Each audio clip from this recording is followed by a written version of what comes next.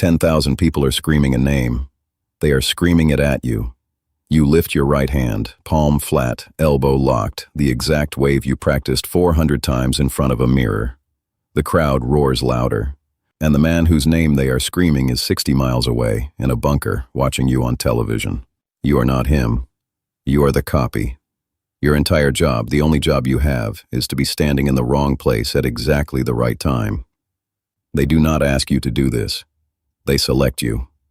And the work takes 5 things from you in this order: your face, your voice, your name, your family, and when they are finished with you, your body. Nobody in that square will ever learn your name. That is not a failure of the job. That is the job. The first thing they take is your face, and they do not choose you because you look like him. They choose you because you look like him enough to be finished. You are 26 years old, a junior officer standing in a parade line, and a man in a plain suit walks the row with a photograph in his hand. He stops in front of you. He holds it up beside your cheek and tilts your chin with 2 fingers, and he does not say a single word. 3 days later, a car comes for you. They take you to a room with white walls and no windows. A tape measure goes around your skull. Calipers close on your cheekbones. They photograph you from 12 angles. They pin your face on the wall beside his, and a doctor circles every place where the 2 of you disagree. There are 7 circles. Your nose is too narrow. Your chin sits 4 millimeters short. The surgery takes 6 hours, and you wake with your jaw wired shut and a nurse holding a straw to your lips. She calls you by his title. She has never met you before in her life. Then the teeth. His front teeth overlap slightly on the left, and yours do not, so they grind yours down and cap them until the overlap is yours too. You will keep those teeth for the rest of your life. They are the only part of the job you can never hand back. But here's the thing about faces. You can rebuild a nose. You cannot rebuild an ear. Every ear on earth is different, and yours will never be his, so they give you a haircut that covers them and a rule that never changes.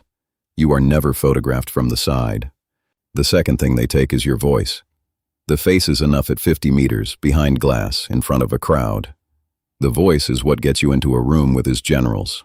So you sit with a tape machine and one recording, 4 minutes of him clearing his throat before a speech. You listen to it 200 times. You learn that he breathes in through his nose before every sentence that matters.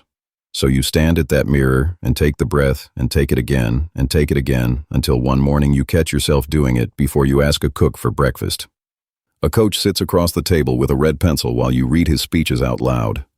He stops you on one word and marks it. You read it again, and he marks it again. 11 hours a day for 5 months, until that word finally comes out of your mouth in a voice that is not yours. But a voice only gets you through a door. What gets you across a room is everything he does without thinking about it. So they start on the walk.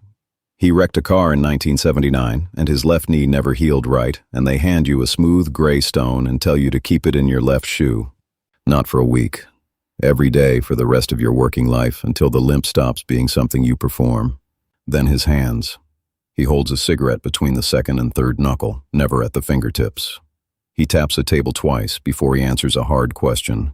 He never crosses his legs.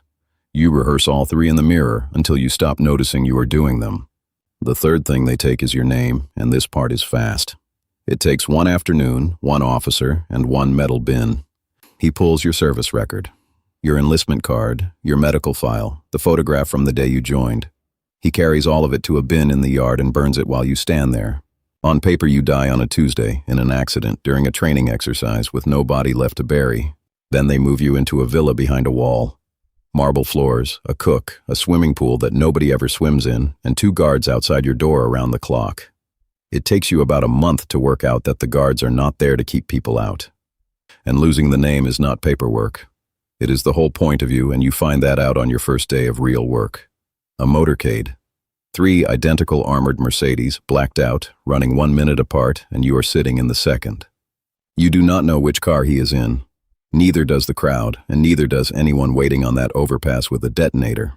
A man with a name can be found. That is why you no longer have one. By the end of that first year, you have opened a hospital, cut 9 ribbons, and signed 40 documents with a signature that took you 6 weeks to learn. You have shaken maybe 200 hands, and every single one of those people believed they were touching him. Here is what the uniform hides. Nobody volunteers for this. They look for men with debts, men with sick mothers, men whose home province is already on a list. Then they make an offer that is not an offer, and they call it an honor, and everyone in the room understands exactly what it is. And none of this is a thought experiment. In 2008, an 88-year-old man in Moscow named Felix Dadaev asked the Kremlin for permission to stop lying. He got it. He said he had been one of at least 4 men who stood in for Joseph Stalin, pulled out of a hospital bed by the secret police, declared killed in action, hidden from his own mother until the day she died. He kept it for 60 years, and he only spoke because a president finally told him he could. The man in the bunker signs the lists. 900 names last year, and he has never once looked at a face on them. The man wearing his uniform is usually a frightened father from a farming province who said yes because no was not a word he was allowed to use. 10,000 people are cheering the uniform. Not one of them is cheering him. The fourth thing they take is your family. This is the one nobody warns you about because there is no procedure for it. It just happens to you, one piece at a time. Your wife is handed a folded flag and a widow's pension. Your mother buries an empty box. You are allowed to watch the funeral exactly once, on tape, with a minder standing behind your chair. He does not let you rewind it. 2 years later, they drive you past your daughter's school. You are in the back of the car in his uniform, and she is standing at the gate with her satchel, 11 years old now, taller than you remember. The glass is tinted, and the switch is right there under your hand. You could lower it. You do not lower it. At a state dinner that winter, your brother is seated 4 chairs down. He has been invited as a minor party official from the provinces. He stands when you enter, he shakes your hand, he bows his head, and he calls you Excellency. And you thank him in a voice that is not yours. You get back to the villa that night and you take off the uniform and you stand in front of the mirror. The man in the glass has his nose, his teeth, his hair, his limp. And you were wrong about one thing from the very beginning. You never put on a disguise. You gave away a face. The fifth thing they take is your body. Not slowly and not in pieces. All at once on a day you do not get to choose. Intelligence flags a route. A credible threat on the northern road confirmed from 2 sources. So he takes the helicopter off the palace roof. And a colonel hands you a pressed uniform and puts you in the lead car on the northern road. Because a decoy who travels on the safe road is not a decoy. 6 miles out, the driver brakes so hard your head hits the seat in front of you. There is a truck across both lanes. No lights on it. Nobody in the cab. The guards are out before the car has stopped moving. Doors, boots, shouting, a rifle bolt somewhere behind your head. Somebody takes a fistful of your collar and puts you on the floor. The car reverses a quarter mile at 50 miles an hour, the driver's hand flat on the horn the whole way. And you lie folded in that footwell in his uniform. 60 miles away, the man it belongs to is asleep. It was a farmer's truck with a dead battery. That is what they tell you the next morning. You are never told anything else. And you learn very quickly not to ask. That August, they put you on an open reviewing stand for 40 minutes with 25 pounds of steel plate under the tunic, while snipers walk the rooftops behind you. You wave. You smile. And you do not shift your weight once, because he never shifts his weight. Nothing happens. No shot, no blast, nothing at all. You get back in the car, and about a mile down the road, your hands start shaking, and the driver watches you in the mirror and says nothing. He has seen it before. He saw it in the last one. And here is what nobody explains on the day they make you the offer.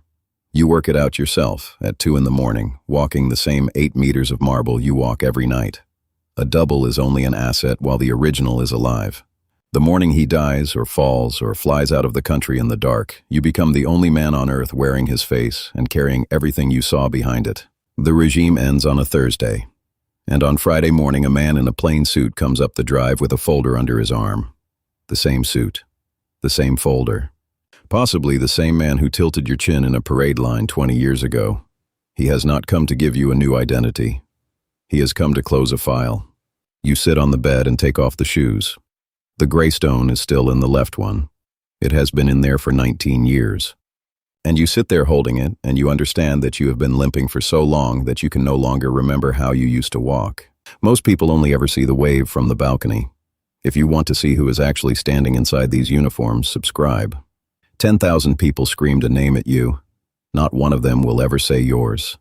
And somewhere tonight, in a room with white walls and no windows, another man is being measured.